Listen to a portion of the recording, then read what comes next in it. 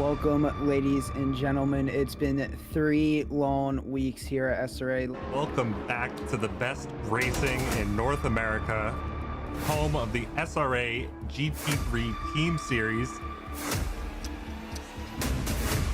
60 minutes of action-packed door-to-door racing, 6 divisions, 6 different championships on the line.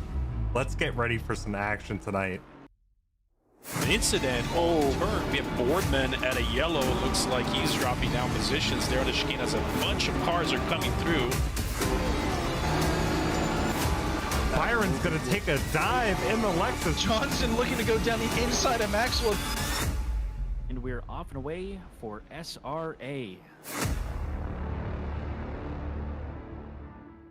Okay. Good evening, Sim Racing Alliance. Welcome back to week 5 of Monza. Luckily, very luckily in the dry. I'm joined tonight by my boy, Maniacal Toaster. What's going on, man? Hello, Caden. How are you? Hello, SRA Nation. Week 5 already. I can't believe it.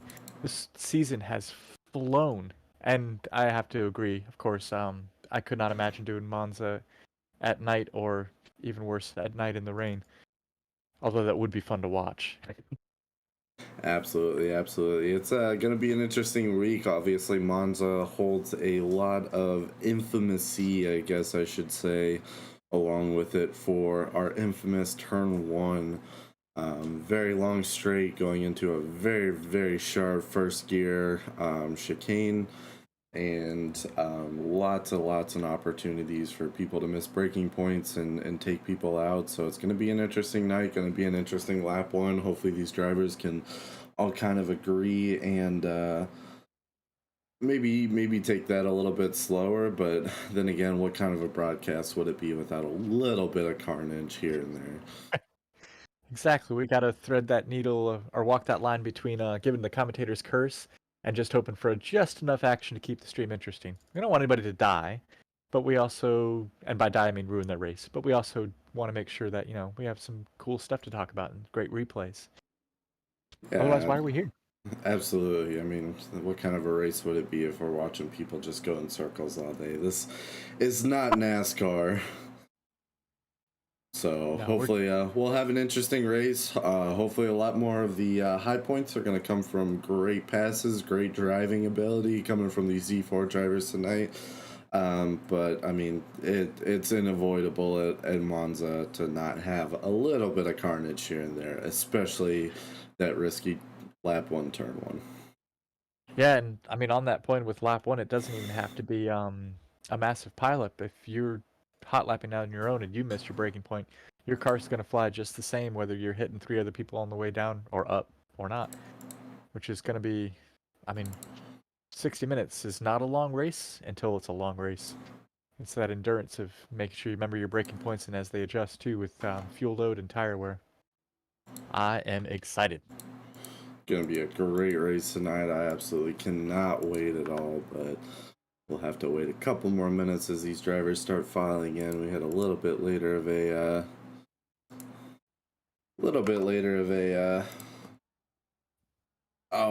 driver's briefing tonight. I'm sure a lot of these drivers were being very much so warned on the dangers of lap 1 here. Like I said, can't wait for to see what happens tonight. Looks like Jess is popping in saying everyone can wish him luck by liking the stream. So we want all of our drivers, especially Jess here tonight, to be lucky. Go ahead and pop a like onto that just for fun. I'm sure there's going to be a lot of carnage tonight, but let's give a little luck forward to these drivers. What do you say? I like it. I got you, Jess. I liked the stream. We're up. It looks like we got, we're free practice about to end. We got about 15 seconds left. I was just going to say there's a few people running out and a whole lot of not valid laps. They're starting to come in now. We got 2, Scusa and Marvin, a 149.2 and a 148, or 149.8. Oh, 3. And yeah. Adams posted 150.4. Absolutely. So close times in free practice alone. Yeah, we'll take a little look at this track. Monza, we all know and love it. One of our buddies described it the best. It is 3 or 4 consecutive games of chicken, followed by a couple of long straightaways. So it is a 3.6 mile track, 11 turns. Obviously an Italian track because Italians know how to make a interesting track. And should make for some really interesting racing tonight. Popping over to our team standings here.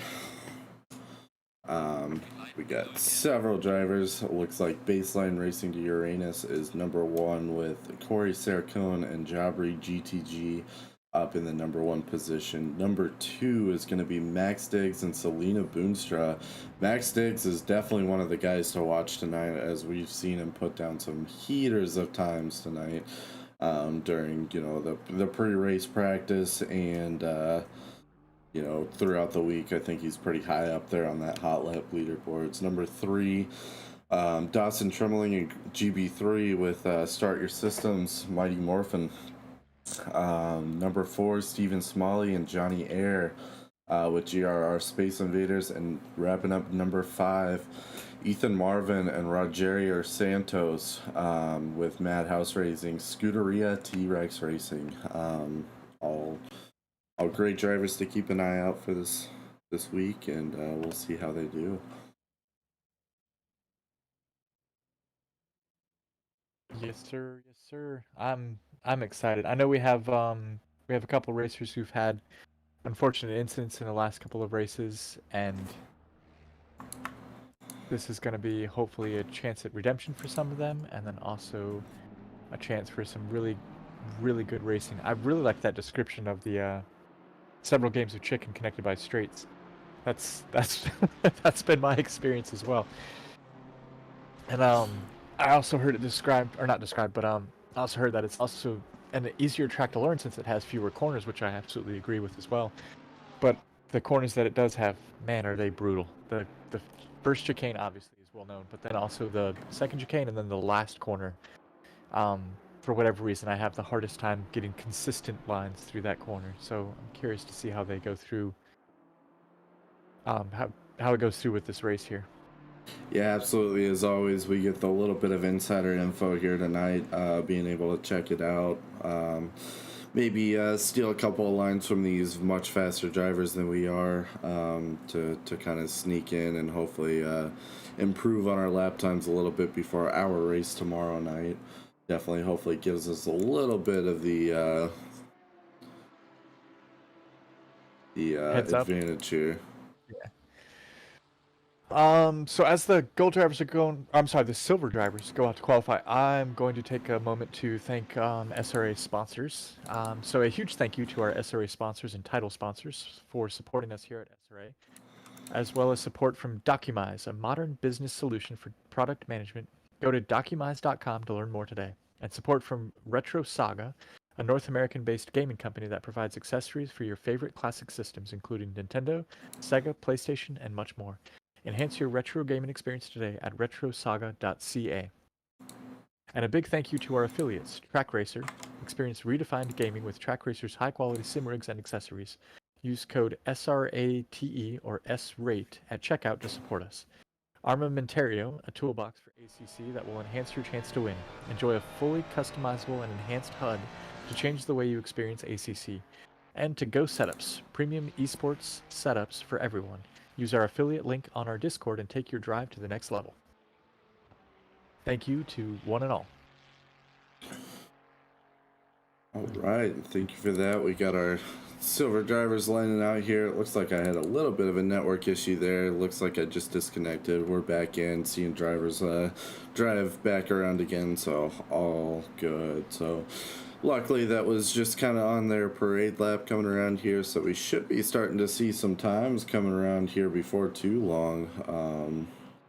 Start to see, always interesting to see what some of these drivers end up starting to put down early on in the race. Obviously it's been very close with some of these drivers, especially in the silver division, especially in D4. I mean, we've seen a lot of these silver drivers really trying to compete with the gold, which is absolutely amazing to see, and especially seeing silver drivers start top 3. So we shall see shortly what these drivers start to put down, and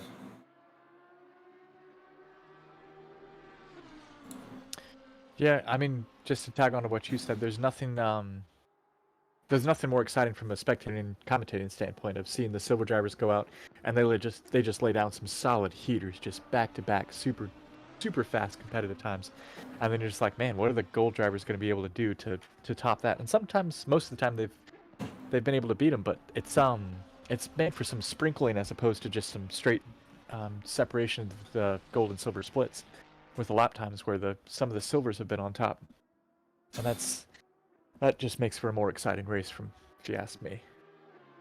It looks like we have a few people who've posted valid qualifying laps. L Spaz is 148.8.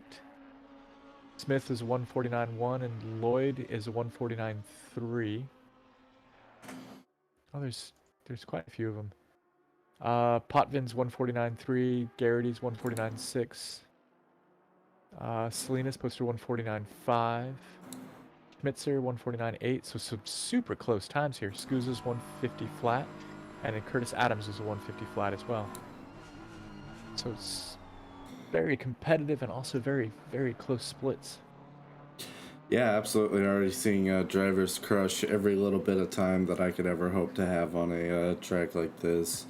148s just seem really far out there, especially for me, which is one of the very many reasons that I'm very glad that we have splits and a few changes here and there. You know, I could not compete with some of these guys with as fast as consistent as they are. I mean, their full fuel load ends up being the fastest lap I'm able to put down on a track. It's pretty crazy.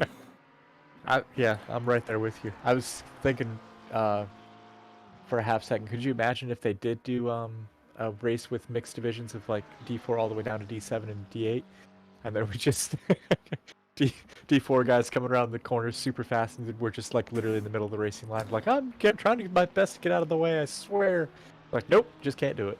Go around. Sounds like a pretty good plug for multi-class mayhem. Every driver sitting on there, any car that you want to drive, definitely some of that chaos that you're just talking about. Maybe seeing from these, D1 down to D8 drivers in different cups, cup cars, GT3 cars, everything you could imagine. But Man. Apparently I need to get to be a part of that. I haven't done any of those races. That sounds like a blast. Absolutely, it would be a ton of fun. I'm pretty sure if I heard right from last night, they are actually completely full up. They've got, and don't quote me on this whatsoever, something like 80 drivers signed up for that right now. That's fantastic. Dang. All right, I'm clearly missing out then. So that's on me. I'm going back to our lap times. Barker's currently posted the fastest 148. Oh, and who is Psych. Rusick just took it from 148.5 though. Barker posted the pole position. Was it last race or the one before that? I can't remember which one. Yeah, I believe so. Yeah, so he's clearly fast. Well, that goes without saying. Let's see. Who's... Spalls with a 148.2, Rusick with a 148.45 now. These drivers are definitely closing in. I'm definitely expecting to see some 147s tonight, especially as these gold drivers start coming out. There's definitely the room for it. We'll see if they'll be able to sneak it out. So, for reference, the D4 reference lap time according to SRA is a 149.199. So 149.2, we'll say. And so far, according to the laps, most of these drivers are posting well below the 149.2 benchmark. So yeah, 147s are 148 too. We're definitely going to see a 147s. Holy cow. It looks like Potvin's got a 149.0 on the books, and he's up a half second. Let's see if he can hold that. I'm sorry, 0.4 seconds, but let's see if we can hold that coming into it. And Scusa's up 0.6 seconds on his 148.8. Yeah, lots and lots of people up on their deltas right now, but as we've seen quite a bit, that can go away very, very quickly. Especially turn one, it's been those where I've seen myself, you know, I can get up to like 0.3, or I can lose a whole second around one corner. That's the last corner for me. I've literally lost a half second on that corner 3 times. It's so frustrating. Definitely frustrating, but definitely also a big part of racing here as we get into it. But with 10 minutes and 30 seconds left, I'm sure our gold drivers are lining up, chomping at the bit to get out there on the track to get started. It'll definitely be exciting to see what they are able to do as we come through and get them going out. I don't think we've talked enough about this first chicane that we have through here. It's almost it's definitely a tricky one, but it can sneak up onto you. It seems like one of those that you have to be real slow going in. Make sure you take that first corner, tuck it in as tight as you can so you can get out real wide going through that second part of the chicane is where I found the most time. But it's you almost have to slow down to the point where you feel like you're losing time on a lot of these just to make some of it back up.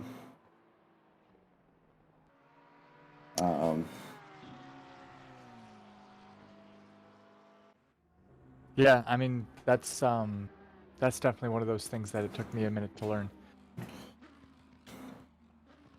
Absolutely. Was that smooth is slow and slow is smooth and smooth is fast? Yeah, absolutely.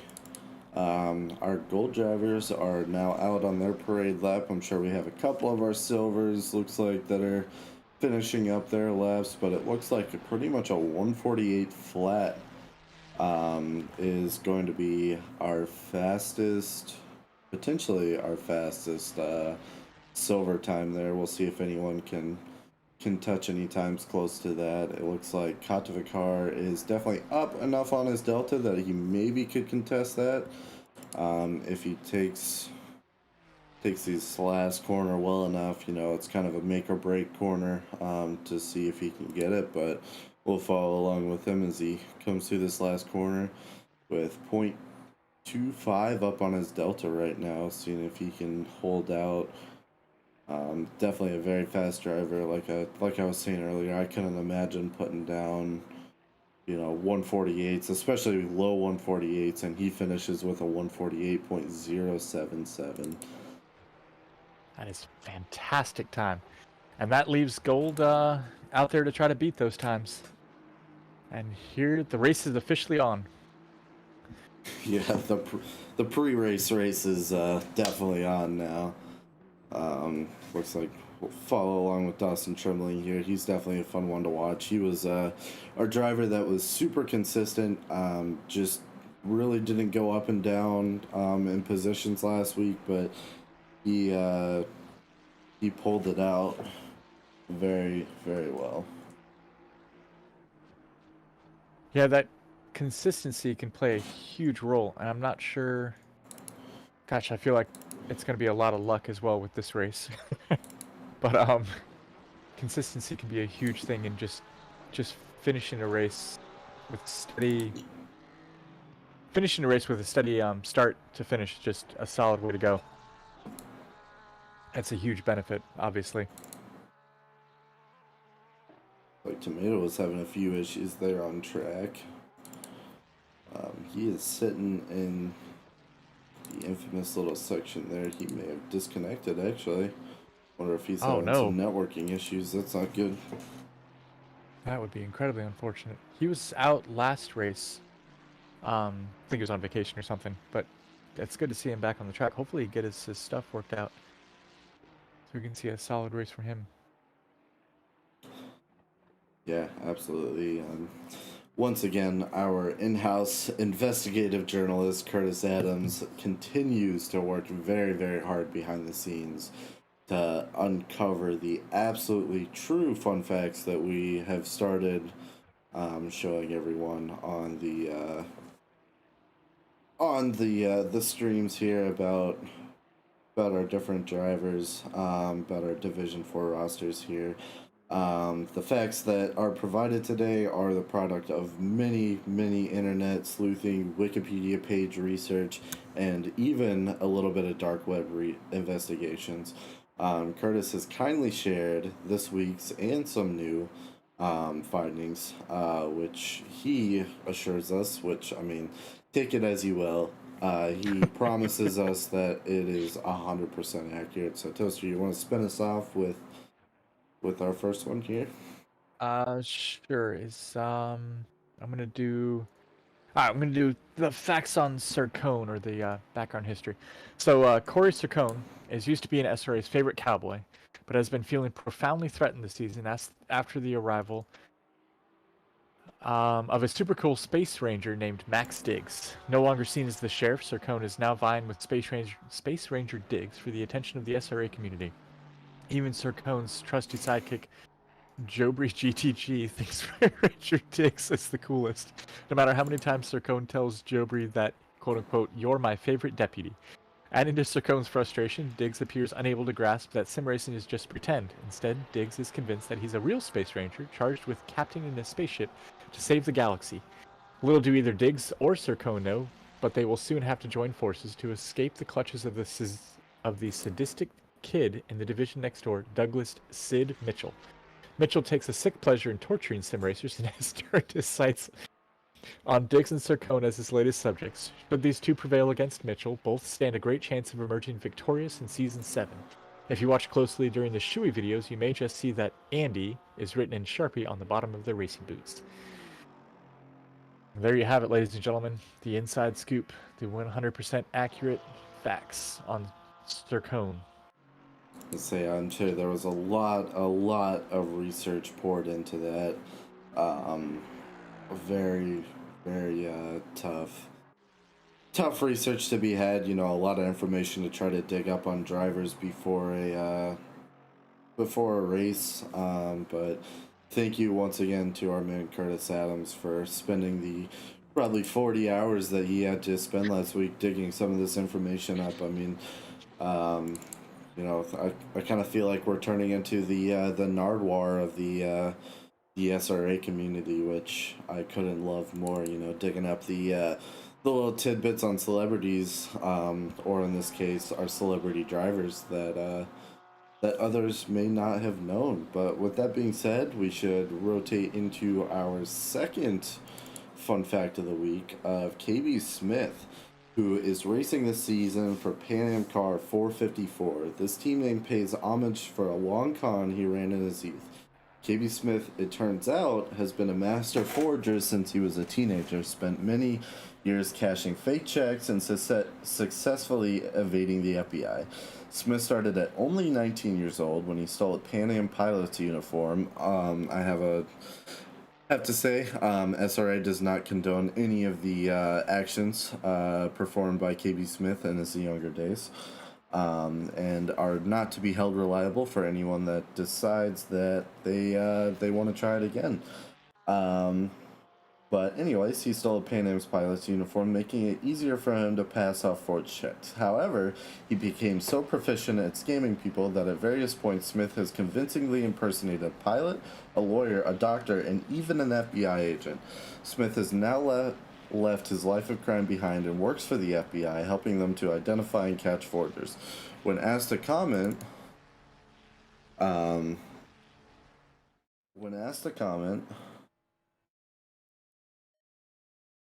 sorry, I'm losing my spot here. Smith challenges D4 competitors to catch me if you can. And that wraps up our second totally fun fact of the week. See, I have to say, journalism is severely underappreciated, as there's the obvious amount of work, as you said, the solid 40 hours per investigation per driver that Curtis Adams is putting in, while also being able to put in laps to maintain a D4 pace. Just seriously underappreciated. The man deserves a raise or a cruise. I've heard SRA has been giving those out for a while. Yeah, absolutely. A very, very popular potential here. I definitely would back up the give this man a cruise. Maybe at the end of the season. I mean, he's definitely done a good job. We got a couple other races. We'll see what else he can manage to dig back up for some of these other drivers. And see. Speaking of other drivers, I believe Tomato dropped. Did he not? He must be having hardware issues. I don't see him on the roster anymore. Yeah, he definitely could have. Definitely a potential issue. I would absolutely hate to see him. Yeah, that's incredibly unfortunate. Because we have another amazingly true facts about Tomato, but would hate to do it if he's not actually driving on the stream. So we'll have to save that one for next week. We did break into the 147s though, as Caden predicted. 147.7 put down by Sircone, and S. Smith of Silver holding second with a 148.0, and Kadavkar is also 148.0 in third. With that coming to be the end of qualifying as everyone finishes out their last outlap or last lap that they're on. Very exciting. I'm once again having a couple of technical difficulties here. My ACC seems to have completely disconnected and is not wanting to connect back. We'll see if I can get back into it. Hopefully this is not indicative of how the night is going to go here. Gremlins are out in force tonight. I know, they are. I had a couple issues as well. Not wanting us to have a good stream tonight, apparently, but we'll get through it here.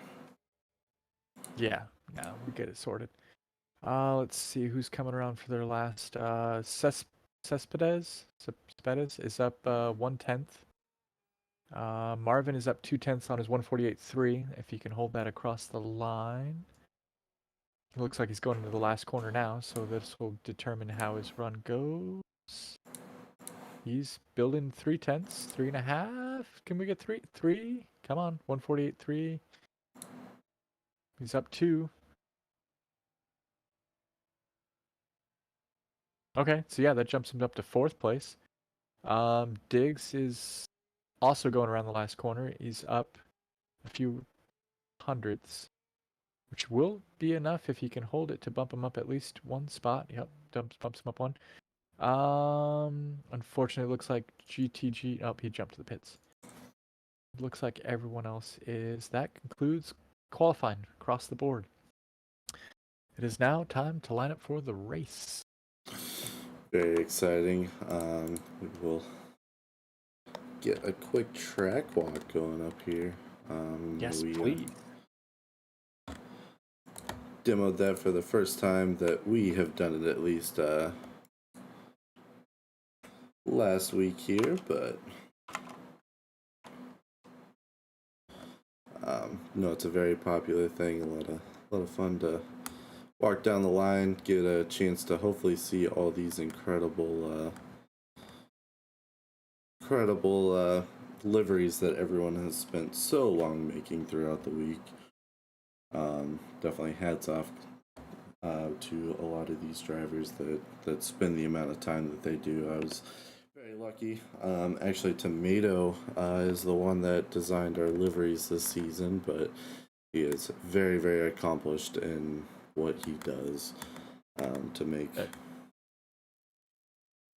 Absolutely, he put in some serious time and effort to customize not just his livery, obviously, but for several different cars in his conglomerate in OBDA, and all of them came out absolutely gorgeous. Absolutely, a lot of gorgeous cars on track tonight. Did you happen to catch how many people are starting tonight? Definitely one thing to keep an eye out on as the race goes on. Did not, but I can check right now. It's showing 32 drivers on the starting grid.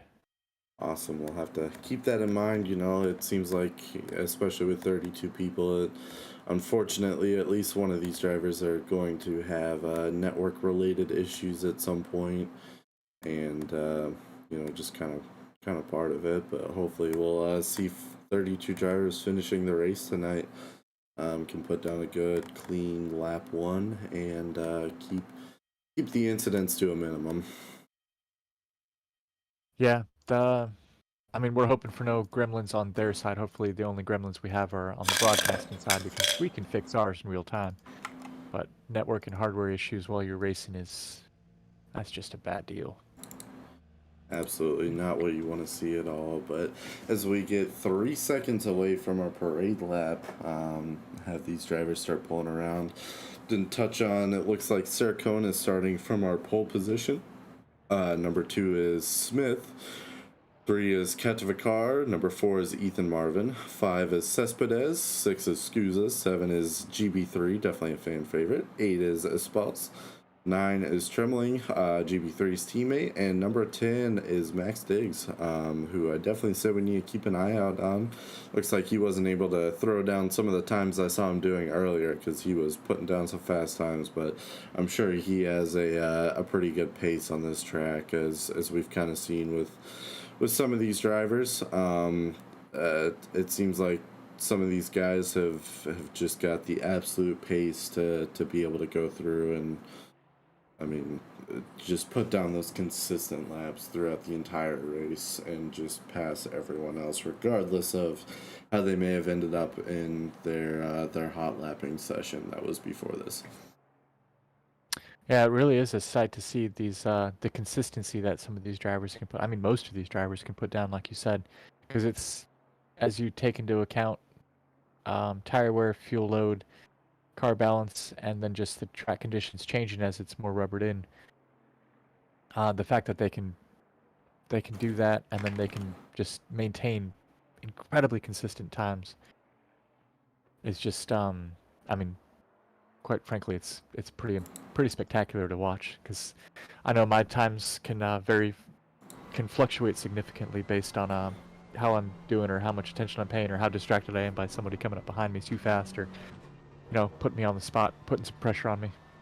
Although that's part of racing, it still catches me off guard.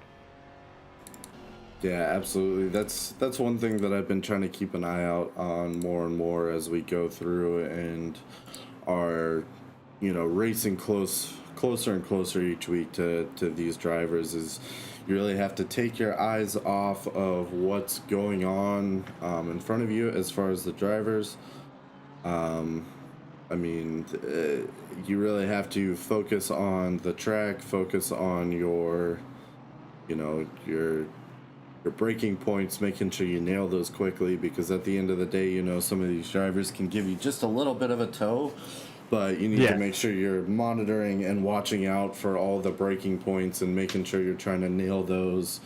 Is what I end up lacking on the most in previous and try to focus on now. It's like if you have a driver in front of you, you're running close to each other, just dead focus on where your next braking point is. Don't worry about what that driver's doing. You know, obviously try not to overcook it into them, but, you know, generally the pace disparity at that point isn't so much so to the point where if you hit your braking point at your normal point, as long as there's not 6 drivers in front of you all in a train, that you can work your way around them.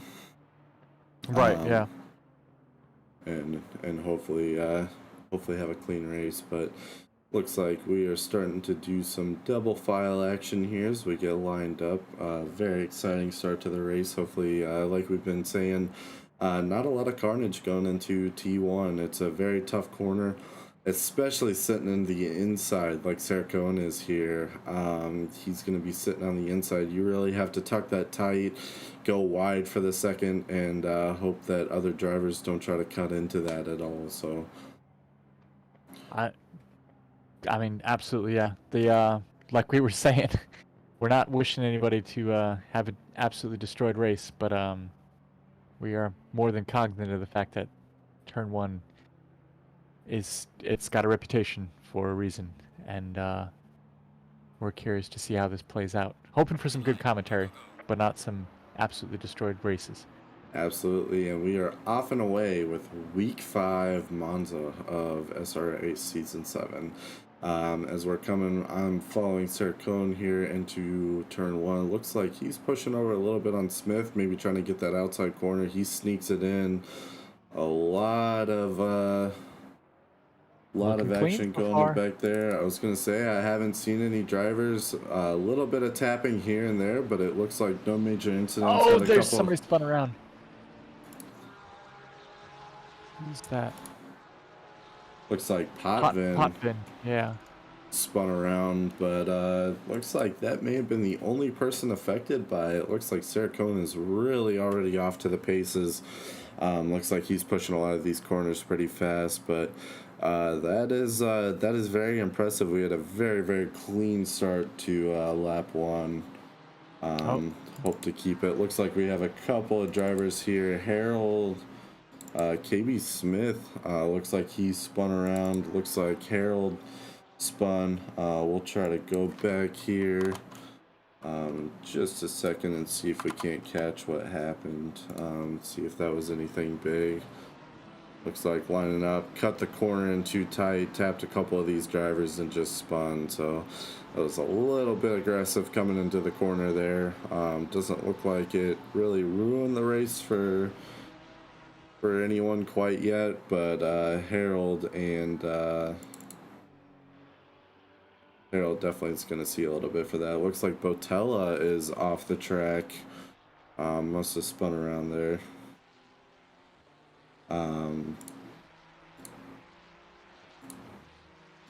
So a couple, 3 small incidents, but overall we're looking, looks like everybody's starting to come in for their first lap completion. Mostly valid laps, that's a good sign too. That is a very good sign. Yeah, I mean, it's not too many people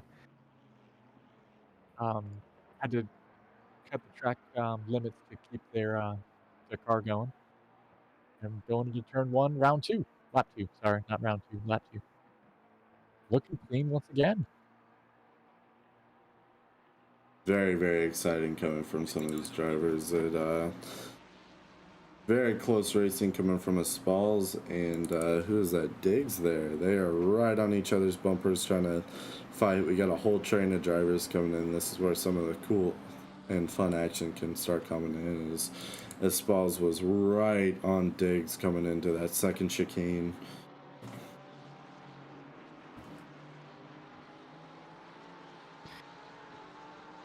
So let's see here, going to the, I'm gonna go to the last driver, Santos. Just kind of work my way up the grid here. See him coming through the second chicane. Botella. So far it's looking like a very fairly well put together, clean race.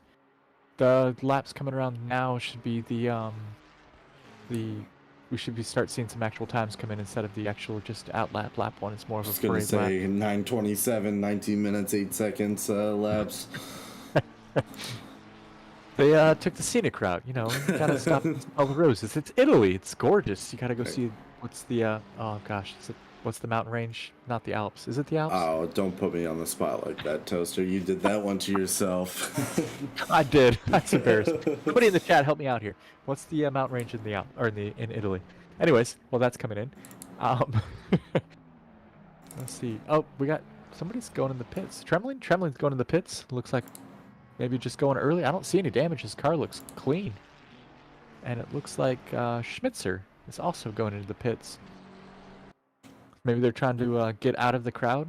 The tactic of pitting early to have just a clean race for the next 55 minutes. Yeah, absolutely. It definitely, especially pitting early like this. I mean, as we see with the map on the right-hand side there, it is very much so still pretty jammed up. So pitting early can put some decent gap in between you and the drivers both in front and behind you, to hopefully, just start that kind of, I'm not going to say draw, but, get in the zone of just the hot lapping, trying to maximize time. Definitely can be a very, very valid strategy going in, especially as you're towards the back of the pack. If you can break out in the middle of some of these other drivers and not, like I said, have to worry about racing up against them. It looks like we just had a spin from Cespedes there. Gets tapped off taps off by Cespedes. Spald. Yeah. It's like we're looks like we just turned straight into each other on that. We'll do a little replay on that. They're racing very close, just barely making it up on each other, and it looks like Cespedes may have been squeezed a little bit there on the outside and turns back into a Spald. Or sorry, that may be the other way around. I think a Spald turned back into Cespedes there, but they both are going to lose some time. That third chicane is a killer. In the practice race last night, saw several drivers spin out, both on lap 1 and later. It seems like to be the iffy corner of when you start losing traction from the car, that it's going to be a bit more iffy making it around that. You may have to slow down a little bit more going through that corner. Or I should say the set of the corners there, to try to keep from sliding, because that seems like an easy one. You touch a curb a little bit too much and your back end just wants to kick out hard on you. Yeah, absolutely. Couple of points that happened in the last few seconds. Lloyd looks like he got tapped and put into a wall. Botella looks like he just missed his brake marker going into the first chicane and just went around instead of trying to take out the driver who's going by him. I just put that on replay. And then it looks like a few other people went into the pits. Lloyd is in the pit. Oh, he's leaving now. Okay. So he had a 1-minute pit stop. I'm guessing he definitely had a little bit of damage. He must have had at least some of it fixed to have stopped for a minute.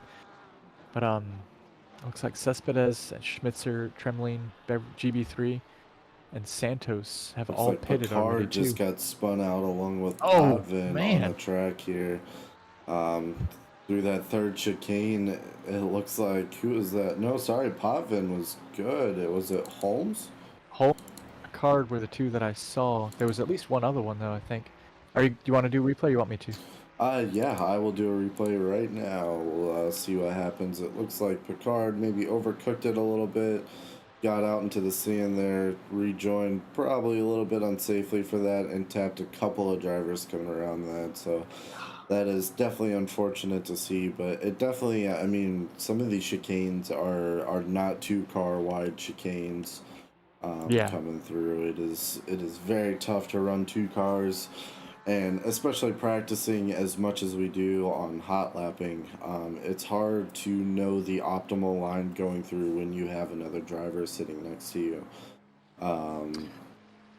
Absolutely. And then take that and combine it with Crew Chief, who is not quite as Whitescarver. Sorry to cut you off, but Whitescarver getting into a big, looks like Sutherland looks like he's just off the track, but we'll see what happened with Whitescarver here. It looks like he just spun potentially. He's pulling up very fast on the driver. Looks like they're all in their braking. Oh, he gets tapped by the collision. driver. Who was that? I did not see. But he gets spun all the way around on the second chicane and has to join back on Looks the like racing. Barker and Ruzic were involved in an incident as well. I'm doing the replay now. Who's... it's coming on the inside of this is a left-hander, right? Yeah, coming into the left. Looks like can't tell who's who here, Ruzic or Barker.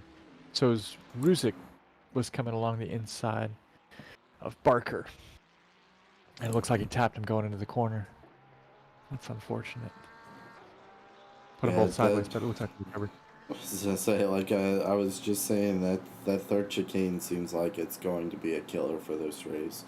And it's surprising to see. I mean, we saw a I think a pretty much completely clean turn one, but man, is it making its way back up throughout Monza here? I mean, there's you'd be lying if you said Monza didn't have a big reputation that follows along with it. For a lot of these drivers, especially with turn one, you know, a lot of high speed sections going into very tight corners can definitely be a killer, as we're seeing coming through here. But Yeah, I mean, absolutely. There's only a few corners, but man, the corners that are here are absolutely they're absolutely brutal and incredibly punishing when you get them wrong, or when someone else gets them wrong next to you, which can be just as frustrating, if not more so. Um, Looking at the delta times, it looks like we have a few good gaps, and then a couple, three people that are super close. So it looks like Boonstro's trying to find a line on Levine, and then we have a three-person chain. Sutherland, KB Smith, and Potvin are all chasing each other. Is that Sutherland? Sutherland, KB Smith, and Potvin, yeah. Let's see if they can find a way to pass each other without taking each other out. Oh, Botella got a little squirrely coming out of, I don't know which corner that was. A little bit oversteer, but he was able to correct it, so that's good. Lloyd is closing in on Wolkowitz. We got a trailing by about half a second, which is, quite frankly, very little, if anything. yeah, that is one corner on this track. There it is. Corner. Lloyd is able to pull it off after Wolkowitz goes a little bit wide. I don't know if that was understeer, oversteer, or what, but there was an opening and he absolutely took it. So good for him. Good pass right there. Yeah, I guess I know you haven't ran too many laps yet this week. Oh. But, I have not. That's correct. what were you seeing for tire wear? Because I was definitely feeling quite squirrely last night after that practice race towards the end there, especially around that third chicane. That's why I'm stressing that so much. I mean, I had drivers lap one. I had two drivers kind of spin out and take each other out, and then I had another one in front of me that we were battling kind of back and forth for a little while there that ended up spinning on that same corner. What have I didn't actually pay too much attention to tire wear because I was doing more fidgeting, where I would run like 2 or 3 laps and then reset and play with my setup. My issue is more trying to find a line. Like you said, I really have not run hardly any laps, and I'm most likely going to pay for that tomorrow. But yeah, I guess, God, I should have really done the practice race. Man, this is really this might suck. Oh gosh. So I think it's going to be a lot of fun. Definitely a lot of places to mess up here. I'm kind of interested to see. I'll have to try to keep an eye out for it. I'm really wondering what the penalty's looking like if you just shoot straight through turn one there. You know, it's got to be a lot. Yeah, I would say the penalties and then the embarrassment of just getting absolutely torn apart by everyone whose race you ruined. It's like the guilt would kill me, I think, more than anything else, honestly. Absolutely, and not something that I want to see any drivers do tonight, missing their braking point like that, or, you know, accidentally on purpose, if you know what I mean, going through just save, because we were messing around the other night trying to just see how fast we could go if we just ignored every semblance of a track limit, and I was seeing about an 8 to 10 second lead if you just blow through that corner and just pretend like that chicane never existed. So how many drive-through penalties do you think you would get for doing that before you just got disqualified? How far do you think you make it? Don't think it would be very long before something like that would happen, but as we're going through, it looks like 149.6 from Sarah Cohn, our lead driver here, who appears to be almost just kind of hot lapping in his own abyss right now. He's got one driver ahead of him, one behind him, but they've all got a pretty decent gap on each other going into turn one here. With a 148.9, our first driver to break into the 148s. We've got several drivers in the 149s. We've seen a lot of 150s going through here. Yeah, low 150s too. This is really close reference times, 149.5 to 150.9. So second and a half. Considering a lot of these drivers are battling too.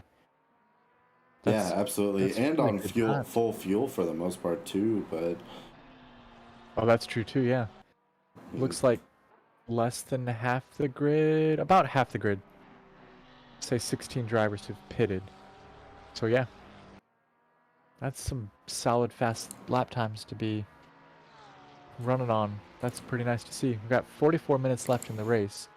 So we're still really early on. Still fresh tires. Everyone's still feeling like spring chickens.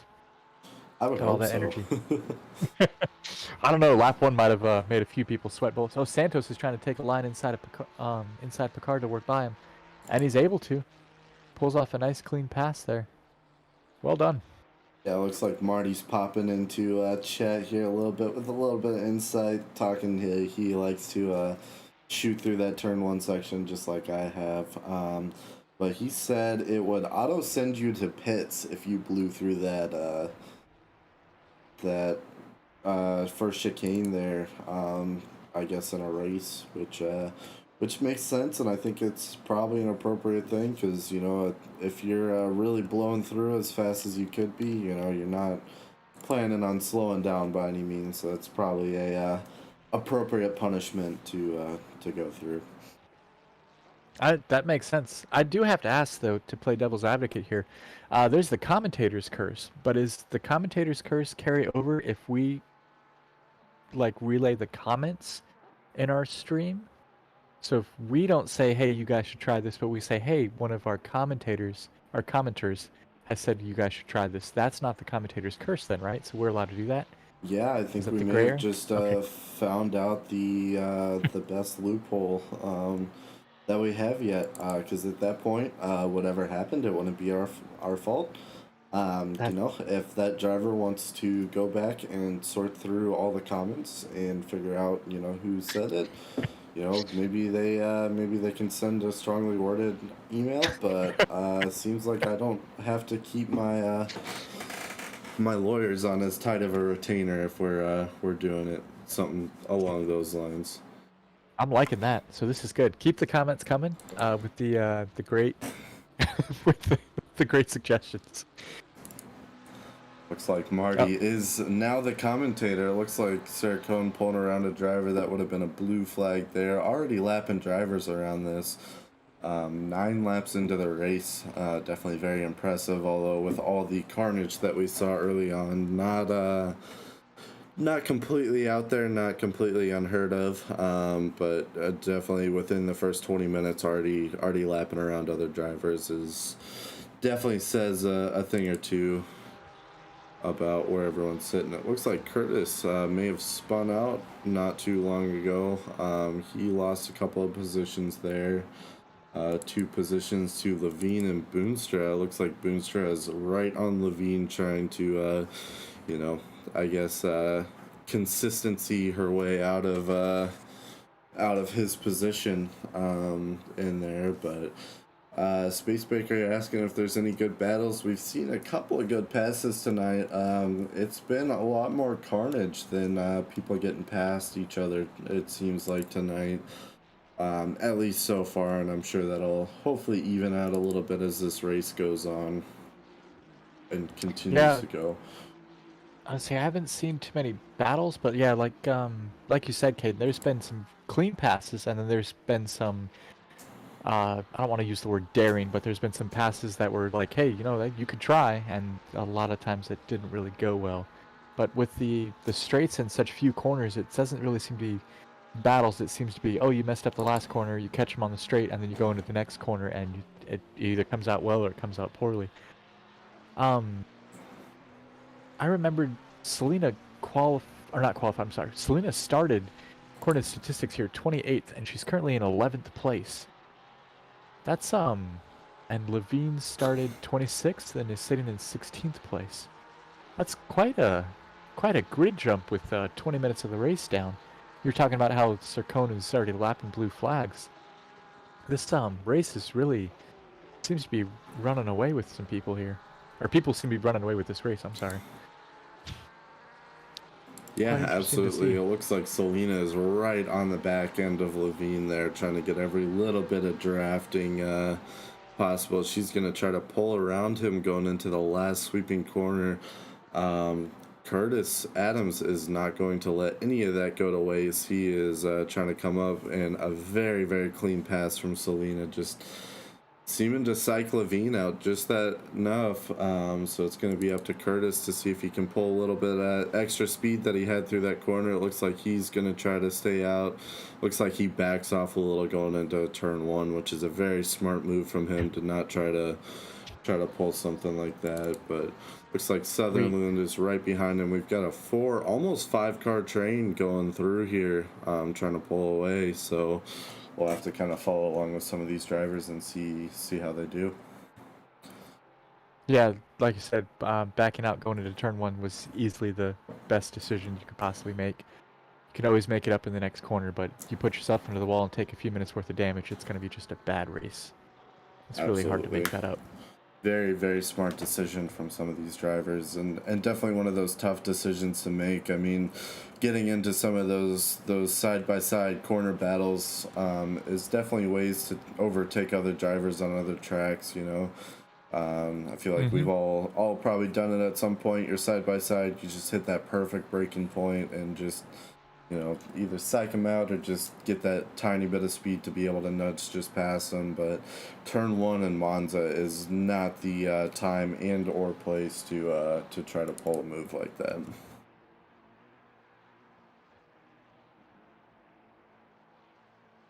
But it looks like Serkone is sitting pretty in P1 still, just kind of chilling out there on his own, just hot lapping, go through turn one now on his 12th lap.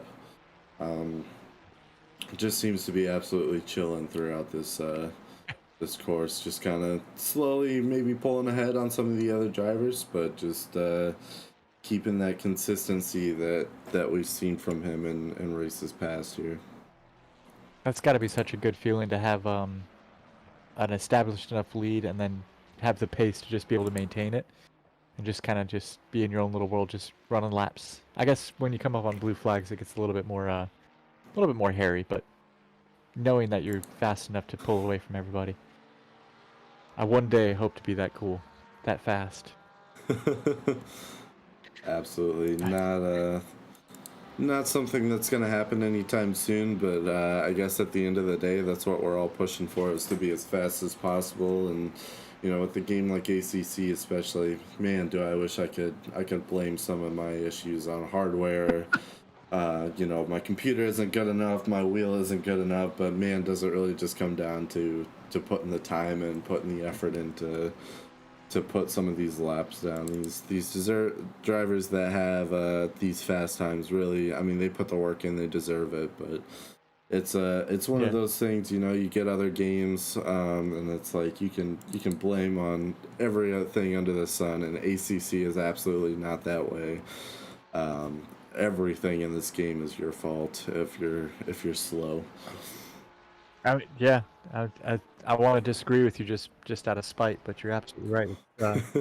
You can buy all the DLC, but it doesn't make you any faster. It doesn't make your car handle any better. It doesn't do anything for you. I mean, it makes you look cooler if you buy a couple of liveries or something like that, but sure doesn't help your lap times at all. This is all just skill, practice, and determination, really, to stick with it. I admire them. It's fantastic. Yep, and I'm trying to soak up as much as this information as I can to hopefully put some of it into my own racing. Maybe drop a couple of tenths off my my lap times here before tomorrow with our with our race tomorrow. But it looks like Hawkins popping into chat. How we doing? Rooting for Scott tonight. Looks like that's Scott Smith in second place. Yeah, doing very, very well. Him and Sarcone are kind of in the same boat right now. Just kind of living in their own world, you know. This would be the time to throw on a little music and just kind of vibe like it's a Sunday drive. It looks like Holmes got a little bit too much oversteer coming out of one of the corners and put himself into the wall right in front of Lloyd. Oh, that sucks. You hate Yeah, to see that's something like that. Yeah, so he's dropped a couple. It looks like he only lost 2 spots. He's down to 29th from 27th. But yeah, I'm not sure if he took any significant amount of damage or not. I guess we'll keep an eye on it. Yeah, it looks like Sutherland is trying to pull a little bit of a move on Curtis Adams here. As they're going into the third chicane here. They are kind of right on top of each other. Sutherland, Adams, and Levine are all very close to each other. Just kind of in a locked battle for who can pull out the fastest. I know when I started putting laps down, that 911 is so fast.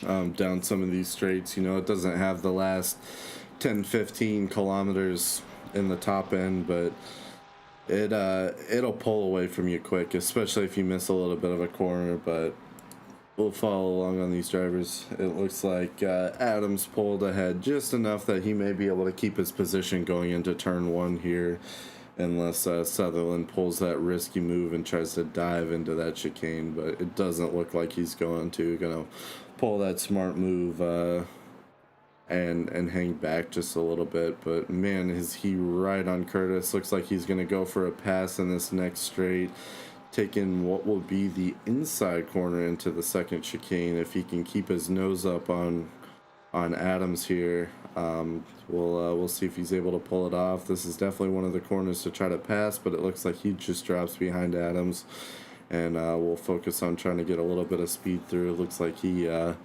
went through a little bit slow, so we'll probably lose some time off to Curtis there, who was able to pull that corner really consistently. But looks like Levine is spun out and getting passed by several drivers now. We'll Right in give the it middle of just the track, a man. couple of seconds here and go back and see what happened with that. That is very unfortunate. We were following the 2 drivers right before him. We'll see what happens. He's coming down the straight, going into the 2 right-handers. Goes in the first right-hander and looks like just loses the back end and spins it. I have done that several times. Adams and Levine just barely getting by him. So I was watching him after he tried to get back on track, and it looked like he was having a little bit of difficulty. But maybe I was watching your replay. And disregard. Say it could have been. I don't know. Once you get into the sand there, it is very tough. Looks like Schmitzer smacked that wall in the third chicane. Like we've been talking, it is a very dangerous corner. You get into it, you go into it just a little bit too wide, and you're spinning straight into that wall. It's definitely going to be a one to, I guess, kind of granny through a little bit, especially as our tires start getting little cooler going through it. Yeah, so you were talking about tire wear just a few minutes ago. So looking at the clock now, we're about 31 minutes left in the race, so just about approaching halfway in it. Then guessing based on how many more accidents we've seen, tire wear becomes an issue around the 25 to 30 minute mark. Or not, I'm sorry, not an issue. It becomes a serious consideration for racecraft around the 25-30 minute mark, where we have to start paying more attention to it. So I'm going to have to make a mental note of that for tomorrow, so that I can prepare to bump my traction control up one around that mark and be a little bit more careful. That's exactly what I was about to say. It would be a good time to bump that TC up 1 or 2 more spots, and start maybe slowing down just a little bit more for some of these corners, and hoping to make it through. But like you said, we're just about at the 30-minute mark here, almost halfway through this race. Sarcone is still leading our board away. Scott Smith in second place, which I don't think we've talked about it too much. I think we touched on it last week. Smith is in the new McLaren that released with the DLC, or actually no, sorry, not a DLC. Kunos just blessed us and released this new McLaren for free 2 weeks ago now. So seeing several drivers sport this out. Looks like Marvin number 3, Katavikar 4th, Scusa 5th, GTG 6th. Looks like Max Diggs is sitting in 7th. Feel like I have to say his name more and more now after I called him Martin several times last week.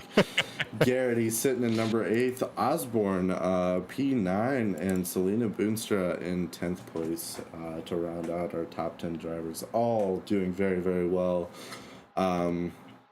Definitely seems like a race that you're trying to survive more than battle out with some of these other drivers, but we've seen some very good moves coming through for some of these. It looks like Levine is in the wall again. I'm putting the replay on right now. It's that third chicane. Check the curb or missed a brake marker. I'm not sure which. Okay, so I was corrected. Not end up in the wall, but it end up in the sand. It looks like he was able to brake before he actually connected, so that's good. So that is the other thing to take into consideration as we go through these races. It looks like Santos completely spun out. Destroyed that sign. Was that the double right-handers there? Say, Points for style, you guys know your brake markers, because that one has just been disappeared. So looks like Maxwell and Schmitzer are both. It looks like, looking at our control here, it looks like Schmitzer just passed Maxwell, but Maxwell's not one to give that position up. Santos spinning it out on the third chicane too. That is the killer. And the other thing I was going to bring up earlier is it seems like I noticed it last night after my pit for the practice races. Your tires are real cold after that. You know, you really got to baby it through those first couple of laps to get it back up again. But sure, yeah. Man, does it look like this third chicane is. Sorry, it looks like Botella going into the first chicane missed his brake marker, or maybe the person in front of him broke too fast, and he completely missed it, but thankfully went into the grass and skipped the whole chicane. So that didn't ruin anybody's race. I'm sure, I don't know, imagine he got a track cut, but I don't see any violations coming up, so. Yeah, could have just managed to pull a warning off that one. I would be thinking my lucky stars if that happened. Oh, my word. Yeah. But good job avoiding the accident. That's kudos for that.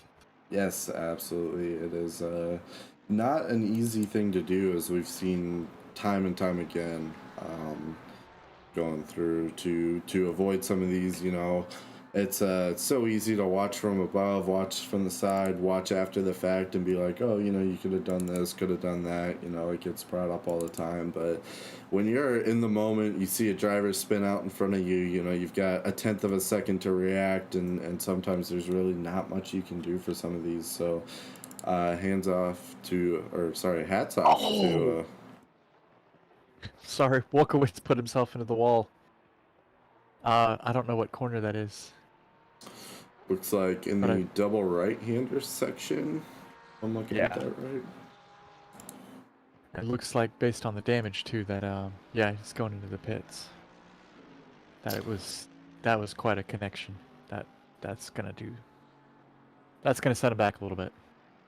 Very, very unfortunate. Yeah, I definitely think the move for this race is to just hang back, you know, try to be as consistent as you possibly can. Don't go for lap times. Don't try to push these corners, especially as we're seeing that third chicane. It looks like Adams spun out on that first chicane, as well as Sutherland. Maxwell spun out on a different chicane. We'll see what happened right here as they're coming down. This is definitely the turn Monza is very infamous for. Looks like Sutherland was pulling up on Curtis there. Looks like Curtis broke a little bit earlier than what he was expecting. Maybe Sutherland missed a little bit of his braking point there and just drove it into the back of Adams. But looks like Adams and Sutherland are still sitting in the same positions as they were before, so they lost a little time, but not any position. Well, that is a, I hate to call it a silver lining, but that is at least good. That's.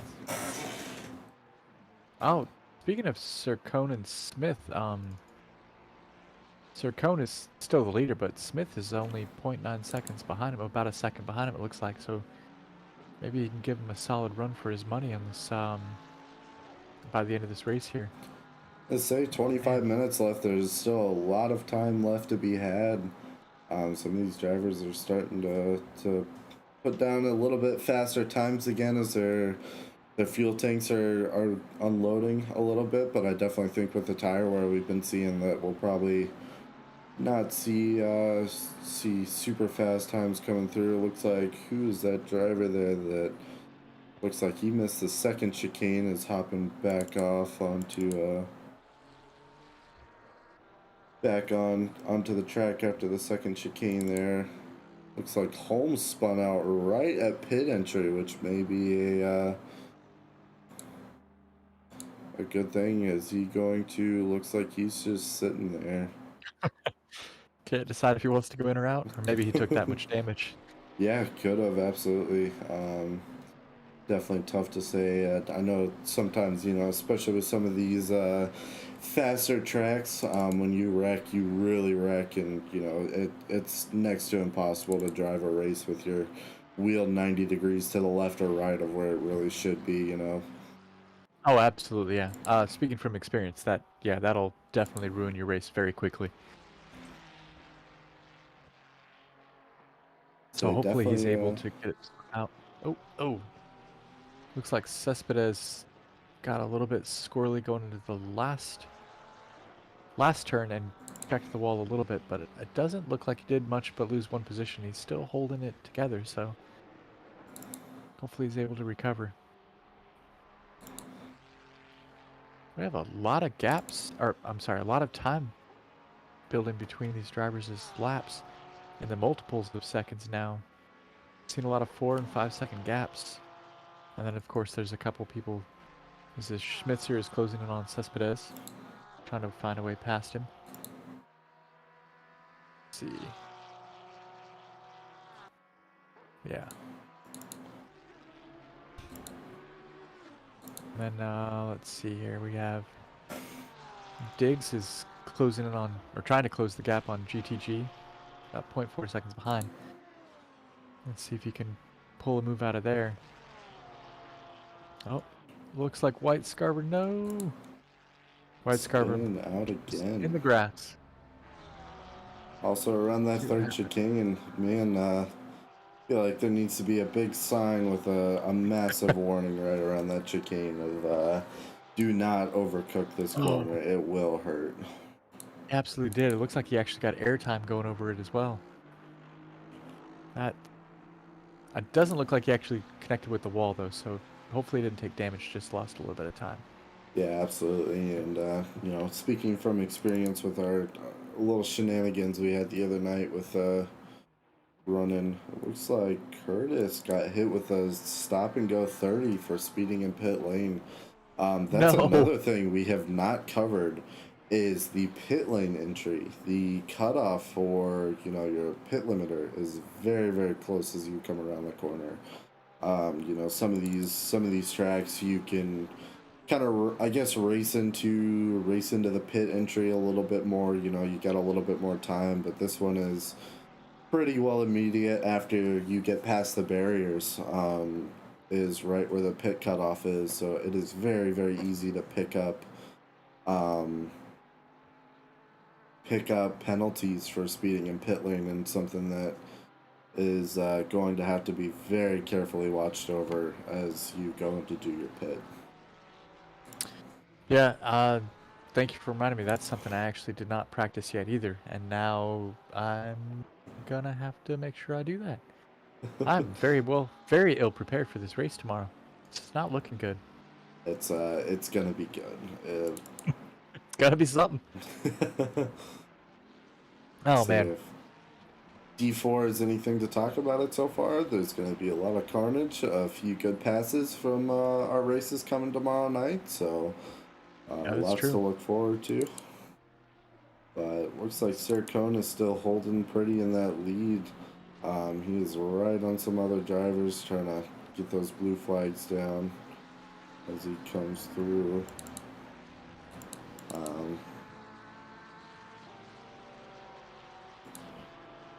Trying to find drivers we haven't talked about too much here. Barker's sitting in 20th right now. He qualified fairly well, if I remember correctly. Let's see. We He's got Maxwell. Looks like he's in a little bit of a pack. I know we were covering, if I remember right, was he the one that put down the very fast time a couple of weeks ago to start pole position? No, sorry. That was Barker last week. Yeah, Barker did that, and there was someone else. I don't remember who it was, though. But yeah, let's see. Barker's trying to close the gap on Potvin. He's about a second and a half behind. We got another Boonstra's moving her way straight up the leaderboard here, all the way to 10th now. Trying to catch Osborne, who's also, if I remember correctly, he's moved up quite a bit on the leaderboard. He's sitting in 9th. Yeah, he was towards the back. I know for sure when we were starting. I definitely saw his livery going by. For someone who said he wasn't going to make us proud in the race tonight, I mean, don't want to put that commentator's curse on him, but he's not doing terrible right now. And you did it. Yep, he's gone. I'm Rest sorry. in peace for a race. I say this is the last time you're going to see me commentating. It's been great, guys. I've really enjoyed it.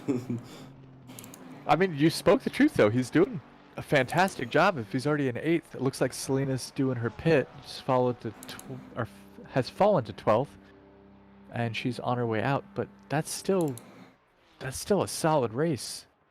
Be able to hold that position. And after seeing her race the first 40 minutes of this race, she'll have no problem making up a couple more positions as she comes out of the pits there. Yeah, absolutely. Here. Picard is looking for a move on Maxwell. Yeah, exactly. Oh, Picard's coming up on Maxwell, and is that Barker in front of... Maybe not Barker.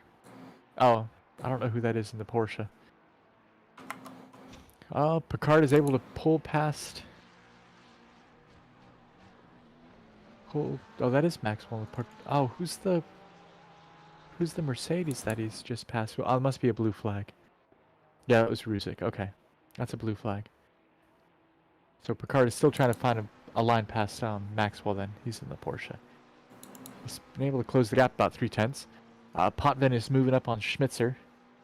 Play it safe going through the chicane there. And then pull out on him, hopefully. Find some speed. Oh, Picard is seriously closing that gap. He's about to scrape bumper paint. If you can hold it together.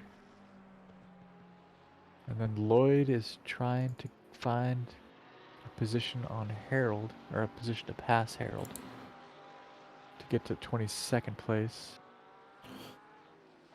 So it is very, very tough passing on this track. You know, you think with as many open sections and everything as there is, that it may be a little bit easier. I think a lot of this passing comes down to who can blow through the chicanes as fast as they can, you know, who can pull the best line through it, racing somewhat close to each other, and then going through those straights, trying to get just enough edge on the other driver that you can get the better line going into, you know, either the next chicane that's sweeping right-hander right at the end there, but there's not a ton of, I guess, normal corner passing opportunities throughout this. It's a very much so a race of who can hit the chicanes the best. But looks like Adams spun out again. He is not having a great race today. Doesn't seem like he can keep it very well. You know, I'm sure this has a lot to do with what we were talking about. You know, keeping an eye on braking points, tire wear.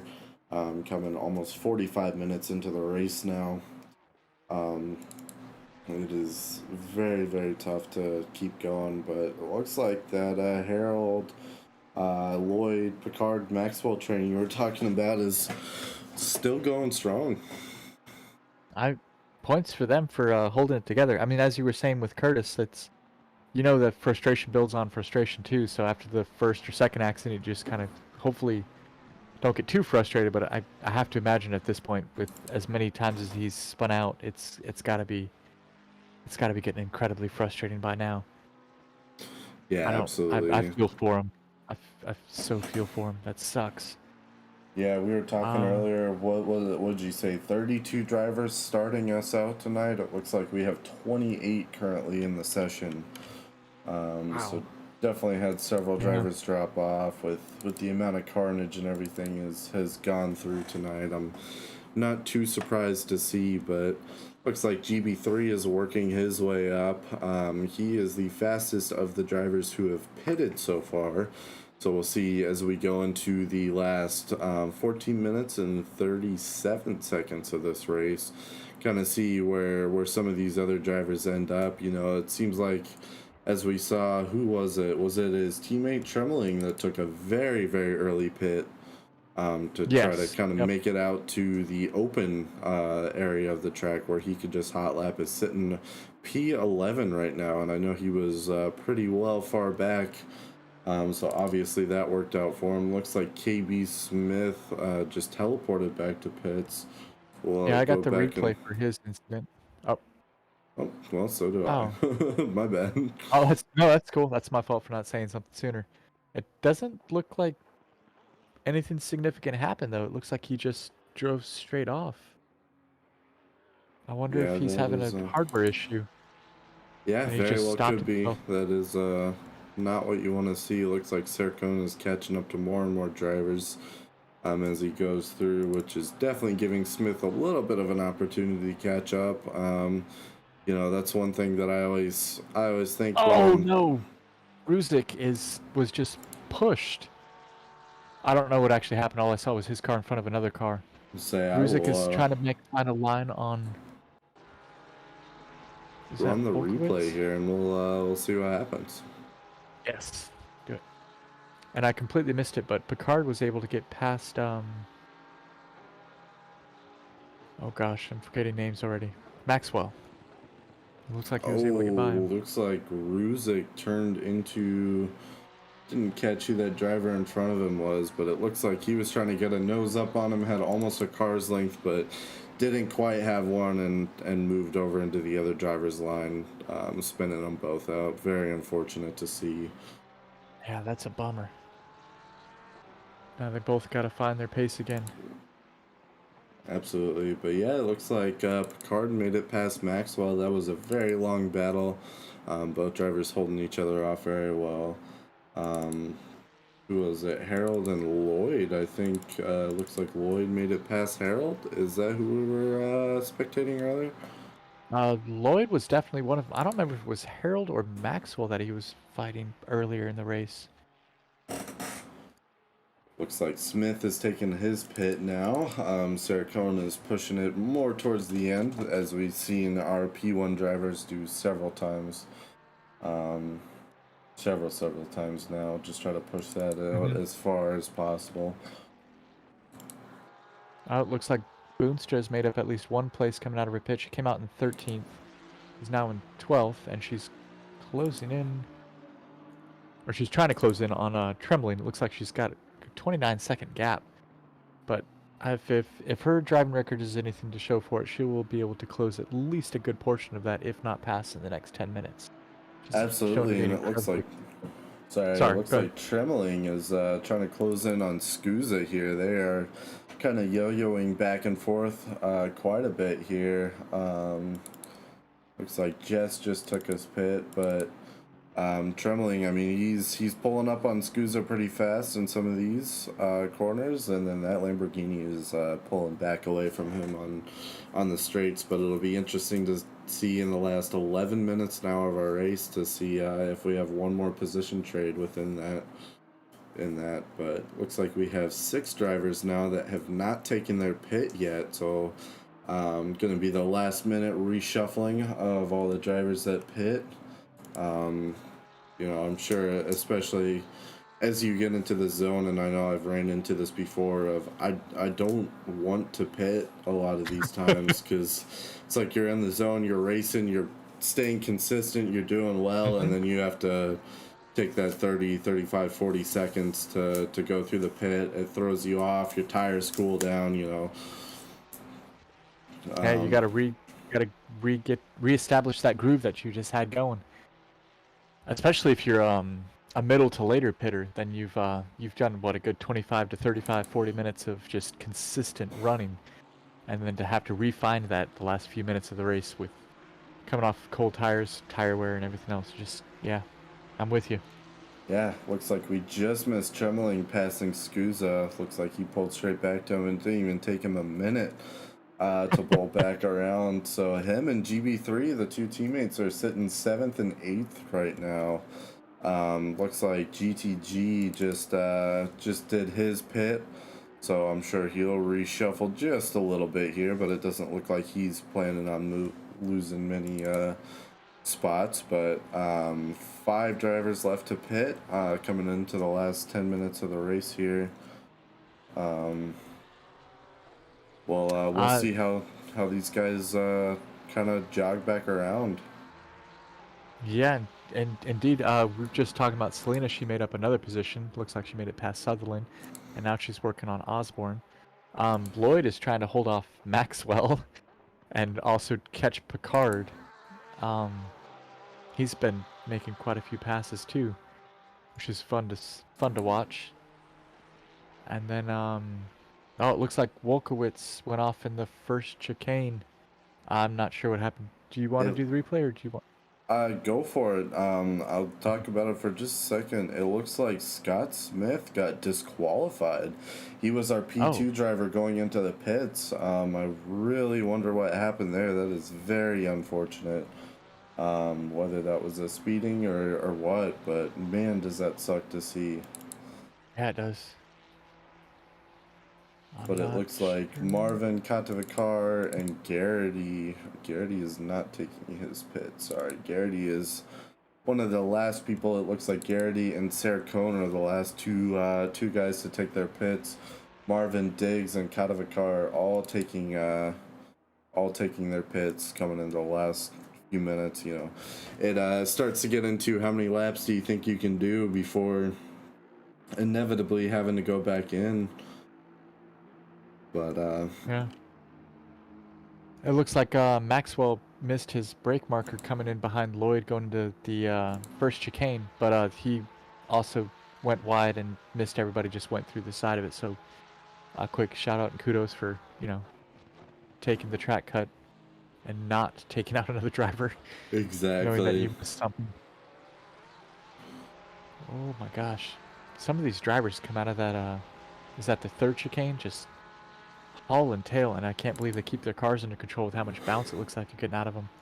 I say we have seen a lot of very unfortunate wrecks, but it looks like GB3 is moving up into 3rd place for the race tonight. So far, at least, we still have 2 drivers ahead of him that still need to pit, which I mean is going to happen much sooner rather than later. So we'll see.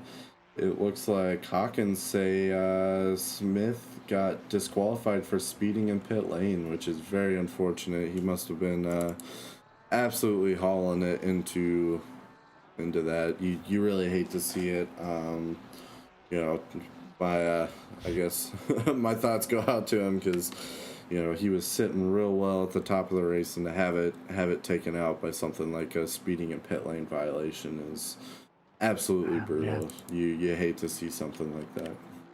And with less than 10 minutes left too. So he went the entire, like, over 50 minutes of this race and held his own, and then to lose it at the last pit. Oh, that sucks. Yeah, so unfortunate. I mean, it's one of those that we talk every week, you know, the amount of time that some of these drivers, and obviously not us this week as much as we've talked about needing to practice more, but the amount of time that some of these drivers put into this to get knocked out for some stuff like that is very unfortunate. You know, at the end of the day, it's racing. it turns out to be what it turns out to be, but you hate to see something like that happen. I mean, getting taken out for something so stupid, you know, not a driver. I mean, I guess a little bit on the driver error, but even then, I mean, ACC is so strict with their pit speed rules that it is very easy to, you know, you're 1 kilometer over and you're getting violations already. Yeah, I mean, you're absolutely right. And that's one of the price you pay for it being a simulation instead of just a video game is they take it seriously in real life, they take it seriously in the simulation as well. And that's kind of what we're here for, I guess. And those mistakes suck, but I guess you just have to sometimes take them on the chin and show up next week and see what you can do. See if you can make it better. See if you can not recreate the same mistake. I have been hearing next week's track, Donington Park, is a popular one among people. I've been hearing good things about it. I don't think I've raced it yet, so it's going to be a new track for me. Going to be interesting to go through and see how it is, but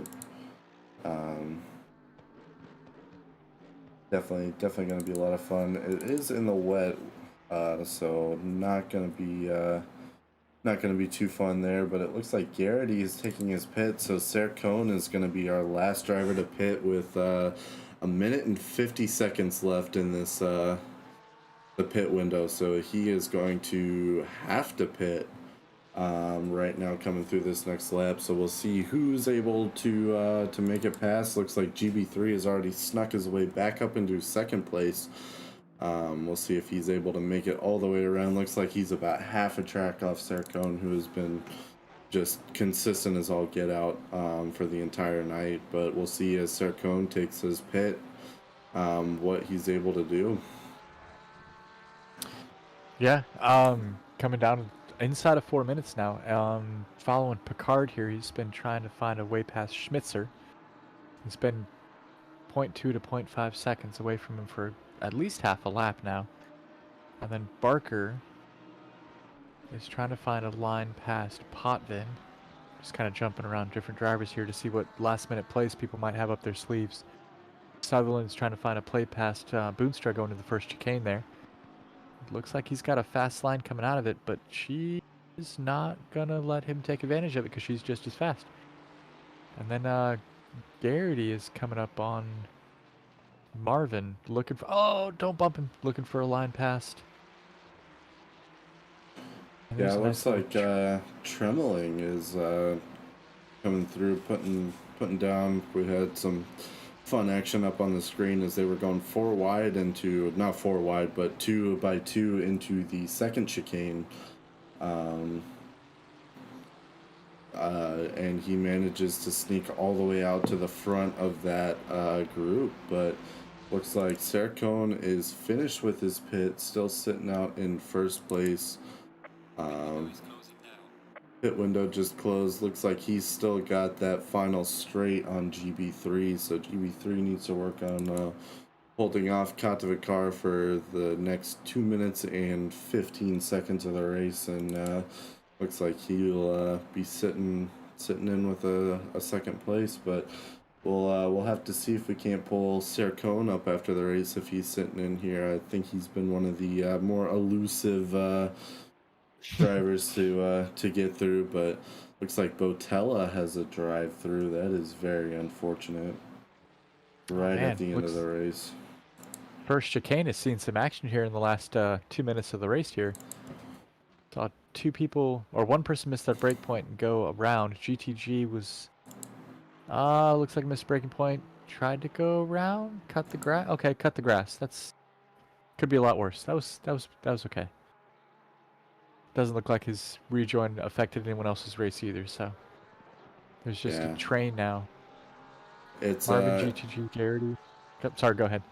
No, I was just gonna say it's getting into the last little bit, and I especially find myself trying to hold back maybe a little bit more than I do with some of these others. You know, the temptation to finish out strong, you know, finish out as fast as possible can definitely get to you. And with the tire wear and the carnage and slipping that we've seen tonight, that can be very, very, very I mean, it can ruin a race for you. Yeah.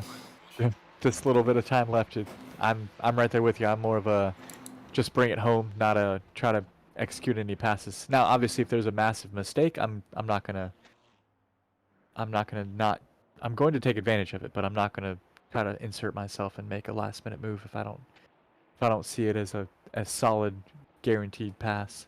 Exactly. Not going to try to shorten what would be a 7-lap battle into one because it's the final lap. That's how accidents start to happen. But Sarkon is on his final lap. Looks like a lot of these drivers are on their final lap as they come through. Like you were talking, we've got that little bit of a train forming around turn 1 there. Oh, yeah. I say a little bit. It's quite a bit of a train. Looks like about 5 drivers all following each other through here. Working, maybe seeing, if one of these other drivers will make one of those last-second mistakes to see if they can sneak ahead. But like we were talking, this is not the time to try to turn a big race into. Looks like, who was that? Looks like that Ferrari. Looks like that was Garrity. Nope, sorry, it wasn't Garrity. I completely missed who that was. Missed the second chicane altogether. Looks like overcooked their braking point and had to go around. That's unfortunate. Very unfortunate. It's time and time again, you hate to see it on the very last lap of this race. But speaking of last... Sorry. I would say, speaking of last-minute moves, it looks Sutherland was able to pull off a super clean pass on Boonstra going into the first chicane. Coming off the straight into the first chicane and then pulled it out, leaving the first chicane. I mean, it seemed kind of risky to me, but it was super clean. Both drivers did really well, and it looks like Sutherland is going to be able to take 11th as long as he can hold his lap going to the last bit of the race here. Yeah, absolutely. Sarkon just finished P1, GB3 coming in, P2, Kativikar, P3, Max Diggs, P4. Looks like Scusa is crossing the line for P5. Trembling's going to come P6. Definitely a good week for some of these drivers. Very clean racing up front. We saw, not a lot, some of these drivers being able to take big advantage of some of these mistakes coming through. Jess finishing P10. Like we were saying earlier, he said he was going to disappoint us all, but that is not very disappointing to me. P10? Oh man, no, that is fantastic. I will absolutely take a 10th place finish after a race like that. 11th was Sutherland, 12th was Boonstra, Whitescarver finishing P12. Which, as many spins and everything as he had, that is a very, very impressive from that driver. Yeah, that's fantastic. Yeah, last couple of drivers finishing up, but that is it. Yeah, great race for week 5 in Monza. Like we were saying, lots of carnage, lots of things happening, but seems like all in all was a good race. So now we will start monitoring the race review, seeing if we can't get some commentary here. It looks like Sarah Cohn popped into chat, so I'm gonna drag him up, see if we can't get something from him as our P1 finisher. Oh, man. Hey, welcome into the booth, Sarah Cohn. Hey, what's up, fellas? How's it going? Hey, how are you? Congratulations on the first place finish. Very consistent driving all around from you, man. Did great all race long. Looks like you were able to avoid a lot of the inevitable carnage that happened. What was going on? Honestly, not a whole lot. Just kind of kept my pace, and I was kind of just watching what Smith was doing behind me. Seeing what kind of times he was putting down, and I was just basically matching him. That's pretty much my strategy. Just keep it smooth and not try to run away with it, but just try to keep that gap between me and him. Yeah, absolutely. It worked out great for you. Like I said, congratulations on the first place finish. That has to feel really good coming from a track as I guess infamous as Monza is and has been within both SRA and the real life community for a track like this. Yeah, yeah, it's always been a strong track of mine. Boring, but one of my stronger tracks. So, glad I finally got that win. What have I been here for like 4 seasons now? So finally got one.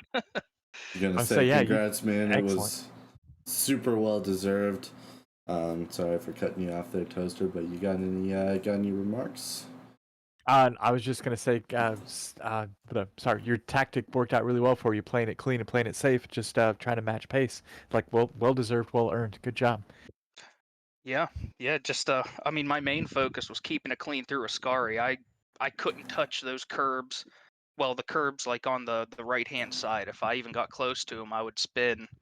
So that was pretty much my focus the whole race, and then that's when I'd watch his gap like shorten and then I'd, increase it throughout the rest of the lap. So, Absolutely, yeah. It's that definitely give and take yo-yo that we saw kind of that whole race with a lot of it. But good racing, man. I appreciate the commentary, and we look forward. So you said this was your first P1 finish that you've had? yep, my first win. Awesome, man. That almost deserves a shoey just in itself. But strong finish tonight. Good race, man, and we look forward to seeing you back out on track.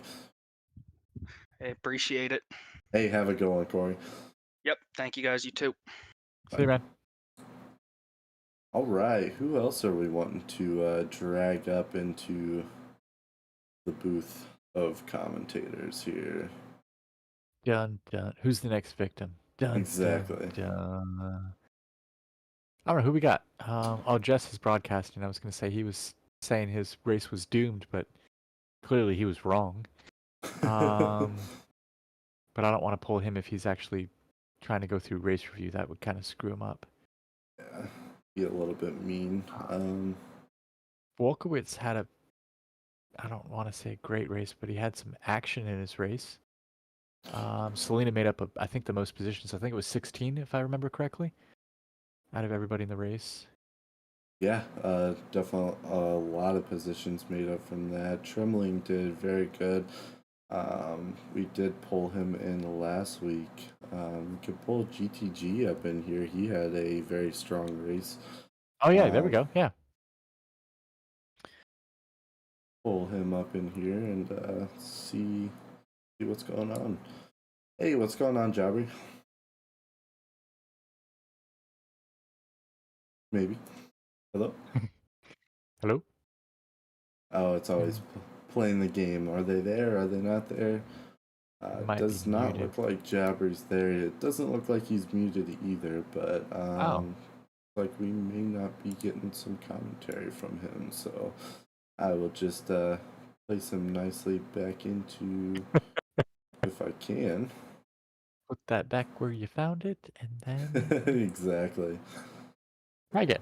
Doesn't looks like I'll just have to disconnect him, but we'll find another victim to pull up into here.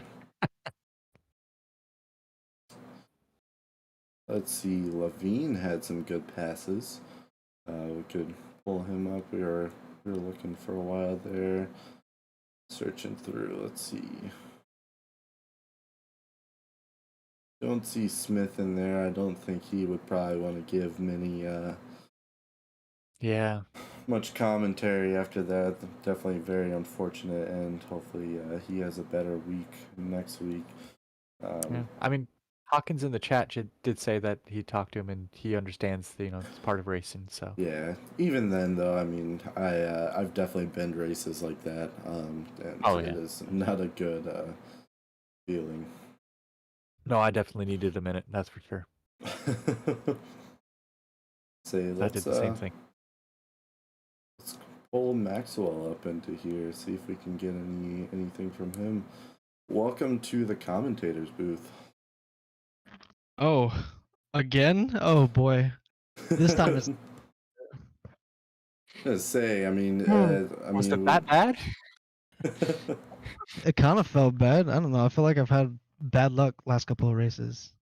Yeah. What position did you end up finishing? I didn't quite catch that. 20th, I think. Okay. I had big damage though. So I initially had a lot of damage from I got rear-ended at some point, I think lap 2. Managed to keep going, and then the 14th or 15th minute, somebody was stopped at the second chicane and T-boned them. So pit immediately, took my fuel. I also just did repairs then, and then out on cold tires, I think I made a spin at the Lesmos, and yeah, and had more damage then. So I just felt like I had bad luck all race, but my pace was super good. So I was like super hype at the beginning. I was like, okay, I'm moving forward. This is good. Let's just play it cool.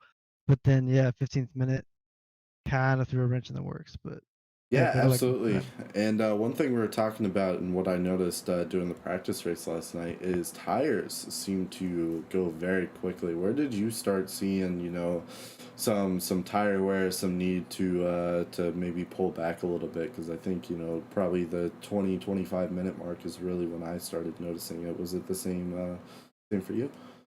Yeah, I think it actually was a bit later for me because I did take that pit early on in like the 15th minute. I had a whole lap of, less than optimal tire temp, so I think I got a little bit of safe tire saving out of that. But yeah, around half an hour in or so, I had to like really lean back and be like, okay, it's not gonna go as well as I thought it was.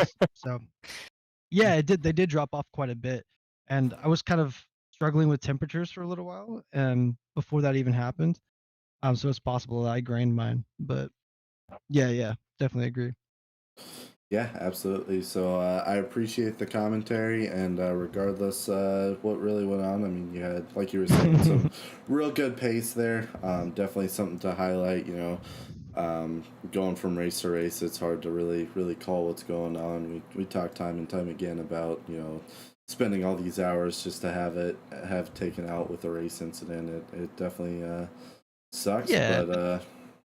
it's the risk you take. That's racing. Exactly. It's part of racing. So I really appreciate the commentary, and we'll look forward to continuing to follow you along into next Appreciate week. that. Hey, have a good one, Likewise, man. guys. You guys Yeah, see you, too. man. See ya. Nate in chat is asking us to interview Picard again. I will pull him up. He had several very good passes. Looks like he was a part of a couple of trains there. We'll pull him in. Welcome into the commentary booth, Jean-Luc. Howdy. How's it going? Not too bad. Fantastic. Looks like you had a pretty good race. There was a lot of battles, kind of in your section. You were one that we were seeing a lot of battles with. What was going on? You had some good passes going in there. Yeah, I had 2 good passes in there. That was kind of redeeming. After I decided to go airborne and punt 2 guys off the track on lap 2 or lap 4. It was fun. Yeah, I don't know if you guys caught that one. Not 100% sure. There was definitely a lot of carnage all throughout the race tonight. Lots of action to follow along with it.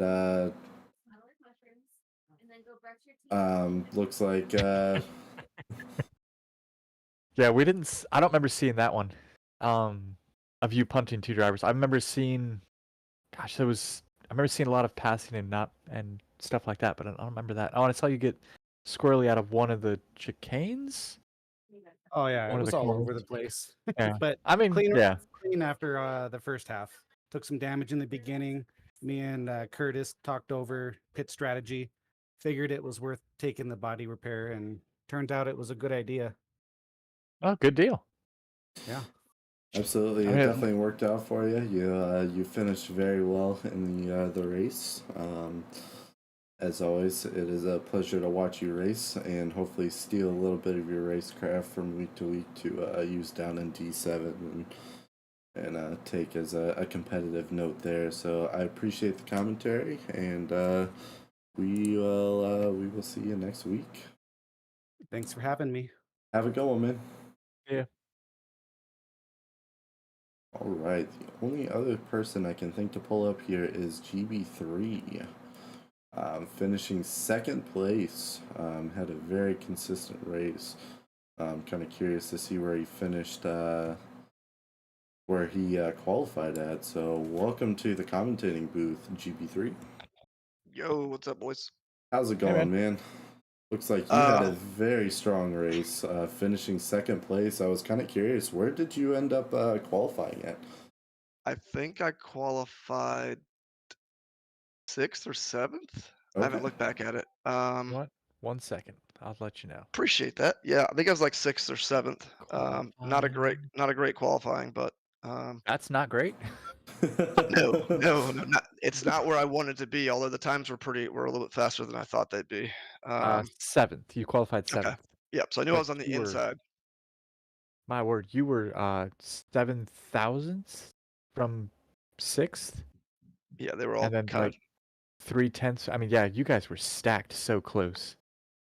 Yeah, it was definitely tight at the top. I knew 47. If you could touch 47, you'd probably have a good chance Yeah. of making it in the front row. And obviously, the farther forward you can be at Monza, the better. So Well, I wasn't mean, yeah. necessarily super happy with my qualifying, but it is what it is. I was in the top 10, and that's really what I wanted. So I was gonna say you got to be happy about your finish, though. I mean, second place is nothing to scoff at all, especially on a such an infamous track like Monza coming through. yeah, look, just shout out to D4 for getting through turn one and straight one pretty cleanly, and then huge shout out me and Dawson, my teammate, were in voice chat the entire time, and I noticed, well, we noticed there was some cars, there's a gap between digs and the next car, and we felt like there's going to be a lot of fighting. So the undercut was the strategy. Um, and so that's what we did. And we got into clear air, and then we're pretty much able just to hot lap from there on and didn't have to deal Yeah, with very many blue flags either. So it was pretty smooth, even though I will be completely honest, is I don't think I necessarily had the best race pace, but the fact that I was able to kind of race my own race and do my own things and not Hmm. have to battle really helps. So the undercut was the move for sure. yeah, absolutely. Where did you start seeing your tires really start dropping off? I know we were talking about that. That's definitely a big thing that we were looking at, especially after I did the practice race last night. Tires were really starting to get slick after, 20-25 minutes. Yeah, so my backs ended up on like 2.1, I think. And to be honest, I was kind of hesitant with driving. I didn't want to undercut and then go super aggressive when I didn't necessarily have to. And so I never felt the tires were like I had lost them ever. Even though 2.1 is generally getting kind of low, but there's still a little bit of room. But I really didn't push it super hard. At Scary, I kind of took that easy most of the race, just making sure that if I'm going to go with the undercut strat and drive my own race, that I actually do that and not try to go too fast. So I try to get to 48s if I could, but low 49s were generally where I was at, and that was enough to get me to second. So Yeah, absolutely. Congrats. Always great seeing you up on top. Getting a couple more points for that team championship too, which you and Trembling both finished top 10. So that is yep, nothing to scoff at. Look forward to seeing you guys maybe jump another position next week. I think so. You were what, sitting second? Should have memorized this, second or third, I think, in there. Yep, we were third. We were third coming into this week, and I think, except for Circoni, I think we finished ahead of everyone we're battling with. So, and Awesome. if I could just before we jump off, if I could give a huge shout out. I don't know if my wife will make it this long in the video, but shout out to the wife. I just found out this past Friday. We knew we were pregnant, but I found out this last Friday that I will have a GTB the 4th on the Oh way, shit! and Dude, so that's I'm awesome. Congratulations. yeah, I appreciate that. So you guys will probably in about 8 years will probably have a problem on Someone your even hands with him. faster than me. Yeah. Yep. Time So and time again. So yeah, absolutely. Congratulations. That is very exciting. We'll get 3 generations of the GBs into SRA. let's go. Can't wait for that to happen. So really appreciate the commentary. It's a pleasure as always, and we will see you later. Yeah, guys, thanks for your time. Hey, Yeah. have a good one. Good man. That is awesome, and what a way Yeah. to end off week Hell of a 5. bombshell. I was gonna say, it seems like he may be taking some leave here in the next seasons coming. Probably a couple of them down the road, but Like he said, in about 8 years here, we're gonna have something on our hands. You know, it seems like the racing is bred into the genes of the GBs, with Papa Beverly and GB3 both racing in SRA. So can't wait to have a third one in there. So congrats, Right? GB3. That is very, very exciting. Yeah, that's fantastic. I'm happy for him. Absolutely. But with that being said, I think we're gonna sign out for the night. You got any finishing comments? Closing remarks. If you all made it this far, thanks for sticking around. We'll see you next week. It's been a blast. Absolutely. Y'all have a good one. Can't wait to see you for race 6, Donington Park in the wet. Everyone have a good one. See y'all, SRA. Welcome, ladies and gentlemen. It's been 3 long weeks here at SRA. Welcome back to the best racing in North America, home of the SRA GP3 Team Series. 60 minutes of action-packed door-to-door racing, 6 divisions, 6 different championships on the line. Let's get ready for some action tonight. An incident. Turn. We have Boardman at a yellow. Looks like he's dropping down positions there. The chicane has a bunch of cars are coming through. Byron's going to take a dive in the Lexus. Johnson looking to go down the inside of Maxwell. And we're off and away for SRA.